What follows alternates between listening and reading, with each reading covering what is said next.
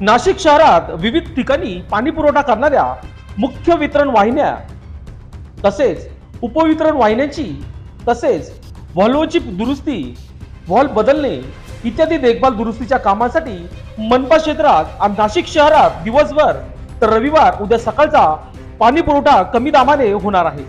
त्यामुळे नागरिकांनी काटकसरीने पाण्याचा वापर करावा असे आवाहन नाशिक महानगरपालिकेच्या पाणी पुरवठा विभागाच्या वतीने करण्यात आले आहे। सार्वजनिक आरोग्य अभियांत्रिकी पाणी पुरवठा वितरण विभागात खालील प्रमाणे काम करण्यात येणार आहे। नाशिक पूर्व विभागात प्रभाग क्रमांक 15 मधील कामात 700 मिलीमीटर व्यासाची मुख्य गुरुत्व वाहिनी, 500 मिलीमीटरची व्यासाची क्रॉस कनेक्शन करणे, प्रभाग क्रमांक 30 मधील चड्डा पार्क जलकुंभ समोर मुख्य